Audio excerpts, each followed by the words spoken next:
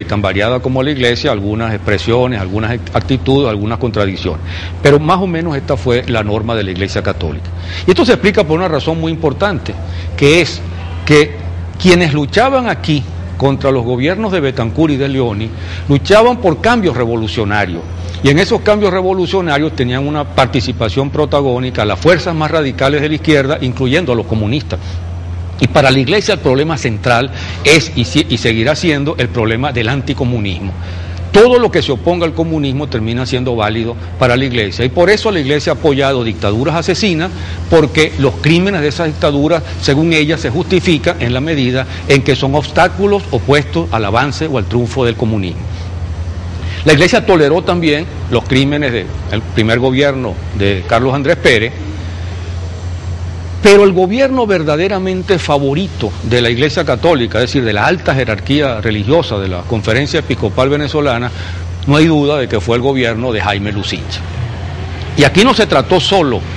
de silenciar los crímenes, las matanzas, las violaciones a los derechos humanos cometidos por el gobierno de Jaime Lusinchi, sino de una relación estrecha que fundamentalmente tuvo aspectos crematísticos o monetarios. El gobierno de Jaime Lusinchi logró de alguna forma corromper a la Conferencia Episcopal, a la alta jerarquía religiosa.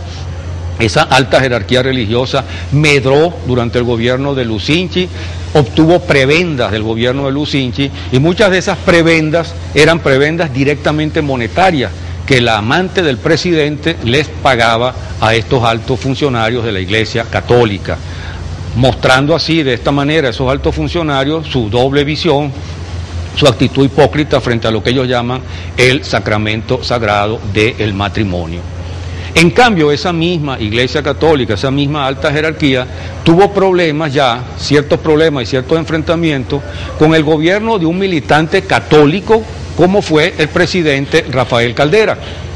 Porque en el contexto de crisis que ya se daba en Venezuela, el gobierno de Rafael Caldera redujo en cierta medida los recursos que el Estado le entregaba a esa alta jerarquía religiosa. Ahora bien, con relación a la situación actual, es decir, con relación a lo que ocurre desde el punto de vista de la actitud de la Iglesia Católica, de su alta jerarquía con respecto al gobierno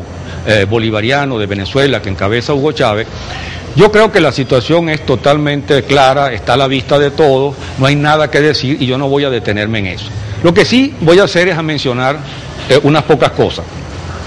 En primer lugar, que la Constitución venezolana, bolivariana, de 1999,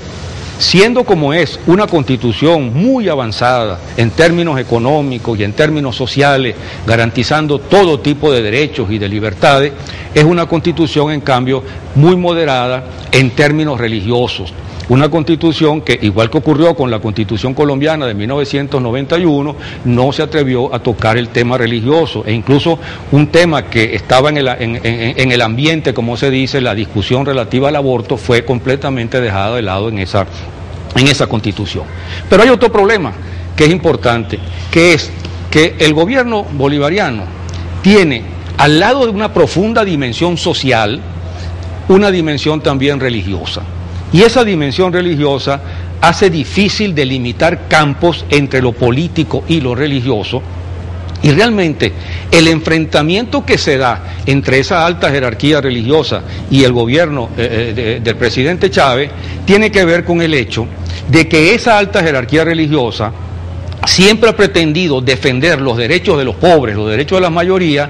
pero justamente embruteciéndolas, drogándolas con religión y manipulándolas para ponerlas al servicio de los intereses contrarios, de los intereses de las minorías a las cuales le sirve esa iglesia. Y justamente por encontrarse con un gobierno que sí sirve a las mayorías, que sí apoya a las mayorías, que sí está impulsando transformaciones en beneficio de las mayorías, la Iglesia Católica se siente desplazada por esa actitud, y de allí su enfrentamiento brutal y abierto contra el gobierno del presidente Hugo Chávez. La Iglesia Católica venezolana, su alta jerarquía, ha quedado claramente en evidencia como lo que es, como un partido político, y no solo un partido político, sino un partido político de derecha, y en este caso un partido político de oposición. Y hemos visto las actitudes de esa iglesia católica, de esa alta jerarquía religiosa en estos años. Vimos al cardenal Velasco firmando el decreto del dictador Carmona, que disolvía todos los poderes públicos y que montaba aquí una dictadura espantosa que afortunadamente y gracias al pueblo venezolano duró escasamente 2 días. Y vemos permanentemente a la Conferencia Episcopal Venezolana actuando como un partido político de derecha, emitiendo documentos políticos directamente relacionados con las políticas de la oposición a Chávez,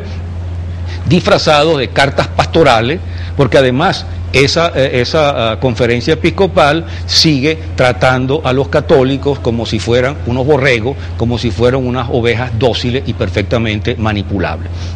En fin, el problema,